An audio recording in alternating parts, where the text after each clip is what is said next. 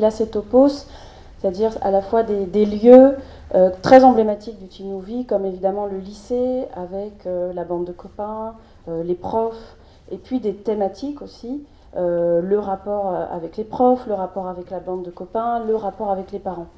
Donc là, il y a aussi, avec les scènes des cigarettes, il y a aussi l'idée de devenir un adulte, donc non pas de singer les adultes, mais quand même de s'approprier une gestuelle ou des habitudes qui sont celles des adultes. On s'aperçoit qu'il y a même presque même des couleurs, des tonalités qui sont reprises dans Camille Redouble, des tons orangés, verts, rouges, comme ça. Même dans les costumes, on a l'impression que... D'ailleurs, on a plus l'impression qu'ils viennent des années... Enfin, c'est des costumes des années 80, mais il y a aussi... on peut retrouver presque je dirais une parenté avec les costumes des années 50 dans La Fureur de vivre. Et je trouve que sur le décor, le choix du décor, c'est aussi très frappant.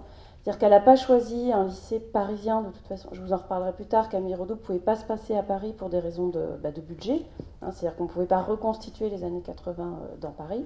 Là, le choix de l'établissement, du lycée, je trouve évoque ces établissements plutôt américains, ces campus en fait américains, plus que les établissements français. Même si dans la région parisienne, justement, il y a ce type d'établissement, puisque c'est là qu'a été tournée la scène. C'est vrai que c'est une influence directe, je trouve, du teen movie, et qui est plutôt américaine.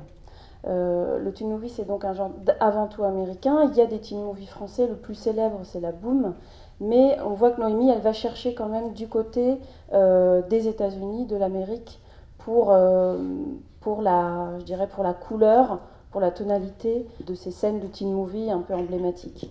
Voilà. Bon, si on regarde le rapport de Camille Redouble, je dirais, au code du teen movie, notamment ce que j'évoquais, le rapport avec les parents, le rapport avec les profs.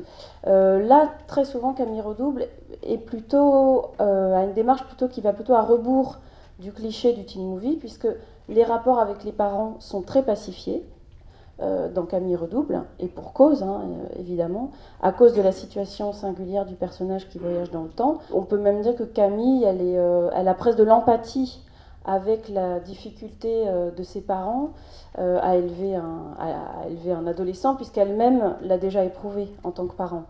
De même que la thématique qui revient dans beaucoup de teen movies du premier amour, ici est aussi inversée, enfin pas inversée, mais en tout cas détournée, prise à rebours, puisqu'il n'y a pas l'innocence du premier amour. L'innocence du premier amour est impossible, puisque Camille parle avec toute l'expérience qu'elle a déjà vécue de sa vie, quasiment une moitié de vie, en tout cas qu'elle a passée avec Eric, et du coup il y a de la rancœur immédiatement au moment de la rencontre, ce qui évidemment ne va pas du tout avec l'innocence. J'avais noté la réplique qu'elle lui dit c'est dans la scène où elle joue avec lui au théâtre, de la première répétition théâtrale, et quand il lui dit c'est bien de jouer avec toi, elle lui répond, et tu t'en souviendras quand tu me trouveras insupportable, que tu diras que je suis un boulet et que tu iras chercher ailleurs. Voilà.